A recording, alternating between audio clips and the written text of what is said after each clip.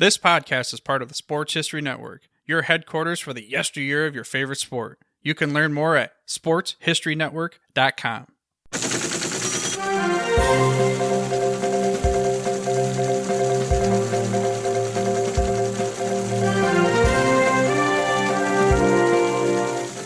This is a Historically Speaking Sports Podcast Bulletin. This is Dana Augusta reporting. The Final Four is set, and thanks to Connecticut, the Elite Eight was saved from it being completely bereft of close games.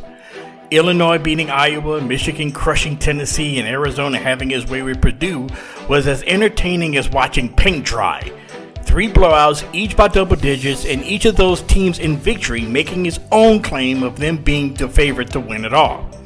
First off, let's talk Illinois, with the most of their key players composed of players from Europe, including a player by the name of Andrei Stojakovic. And if that name sounds familiar, it should. He is the son of former NBA star and one of my favorite players, Peja Stojakovic. The Illini 71-59 win over their conference rival Iowa came as a bit of a surprise. Not by Illinois winning, but with its relative ease, especially after Iowa defeated the defending national champ Florida in the Sweet 16. But back to Illinois. The Fighting Illini is back in the Final Four for the first time in 21 years, back during his heyday of head coach Bruce Weber. At the time, Illinois, the pride of the Big Ten, was led by Darren Williams, Luther Head, and Dee Brown. The Illini faced the national championship game for the first time in program history, only to fall to North Carolina, one game after beating Rick Pitino in Louisville. Illinois basketball program has had some great players to come through Champaign, including the likes of Eddie Johnson, Derek Harper, and Kenny Norman. But it was a team from 1989 that put the Illinois basketball program on the map. As Dick Vitale called them back then, the Flying Illini, Illinois, coached by Lou Henson, had their deepest run in the tournament to that time, led by Nick Anderson, Kenny Battle, Kendall Gill, and Lowell Hamilton. Stephen Bardo and Marcus Liberty rounded out that crew as the Illini, who was the top seed in 1989, was upset by eventual champion Michigan, and Sean Higgins' last shot at the buzzer in Seattle's Kingdome en route to the Wolverines' only national title. Speaking of Michigan, the Wolverines have reached the Final Four just for the first time since 2018, when they were defeated by Villanova in the title game. This year, the Big Ten is looking to win the championship for the first time since 2001, when their in-state rivals Michigan State and the Flintstones gave Tom Izzo his only national title.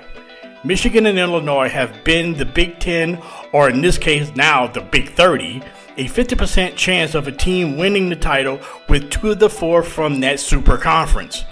Now, when I hear of Michigan basketball, my mind immediately gravitates to the Fab Five.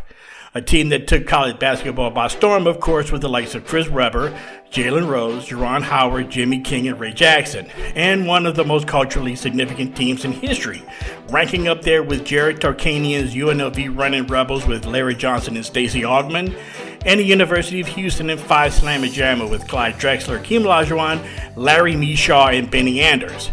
However, the only championship Michigan ever won was aforementioned in 1989. That tournament for Michigan had a rough start, even before it even tipped off. Heading into the tournament, then coach Bill Frieder had accepted the head coaching job at Arizona State, but wanted to stay on at Michigan to coach through the tournament.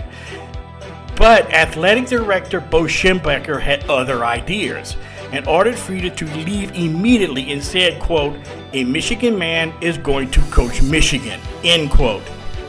Enter unknown assistant coach Steve Fisher, who was named interim right before the tournament started, and from there Fisher led the team to 6 straight wins, including a thrilling semifinal win over conference foe Illinois and an equally thrilling overtime win over Seton Hall, led by Ramil Robinson, Lloyd Vaught, Terry Mills, and tournament most outstanding player Glen Rice. Less than a decade later, another team would win its only national championship and find themselves in this year's Final Four. That is the University of Arizona, back then led by head coach Lute Olson. The 1997 Wildcats had been a perennial power known for producing elite guards and dominating scorers. And for better part of a decade, U of A was a team known for scoring an up-tempo ball but came up short in big moments, especially in the Final Four. Then, by 1997, things changed. Now, it was still a very guard-heavy outfit. The Wildcats led by freshman phenom Mike Bibby, shooting guard Miles Simon, athletic forward Michael Dickerson, and future NBA star Jason Terry coming off the bench. The Wildcats claimed their first and only national title by doing a couple of things that no team at the time had ever done. One, Wildcats became the first team in history of college basketball to win a title without a single senior on the team. And secondly, beating 3 number 1 seeds on the way to a national title. In 1997 Sweet 16, Arizona defeated Paul Pierce, Scott Pollard, and the University of Kansas, the overall number 1 seed that year. Then in the Final Four, upset Antoine Jamison in North Carolina, and in the title game went to overtime, Arizona outlasted Kentucky for the Cats' only title.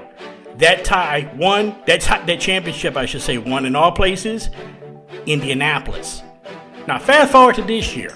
The Wildcats are a prohibited favorite because of not only guard play, but the play of Jaden Bradley and Braden Burry as 2 guards, but a truly significant part of it now is freshman forward Koa Pete from Chandler, Arizona, that helped send the Cats to their first Final Four in a quarter century. Rounding out this year's Final Four, the UConn Huskies, who Saturday afternoon produced not only one of the greatest moments in the history of college basketball, but also the signature moment of this tournament so far. Now, everyone by this point on Monday afternoon has already seen it. Huskies guard Braylon Mullins drilling about a 35-footer with 0.3 of a second left to upend Duke, who blew an 18-point lead. This is the latest chapter of Husky Hoops brilliance that had been ongoing since UConn won their first championship in 1999, when the Huskies defeated Duke for their first national title with the likes of Richard Hamilton and Khalid Al-Amin, ending the Blue Devils' then 31-game winning streak. This is the Huskies' 8th trip to the Final Four, and when they make it to the Final Four, they usually win it. In all, UConn men have won 6 national titles, including winning back-to-back in 2023 and 2024, led by current head coach Dan Hurley. Now, since the turn of the 21st century, the Huskies men have enjoyed one of the best runs in sports history and is not only recognized as one of the best programs in the history of college basketball, but has now become one of the true blue bloods of the sport.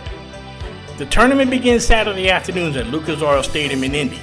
The Circle City is hosting the tournament for the 9th time ever, the first since 2021. UConn will face Illinois to start off festivities Saturday afternoon, followed by the second half of the national semifinals, Arizona and Michigan, with the title game following Monday night in Indy. This has been the Historically Speaking Sports Podcast Bulletin. I'm Dana Auguster. This podcast is part of the Sports History Network, your headquarters for the yesteryear of your favorite sport. You can learn more at sportshistorynetwork.com.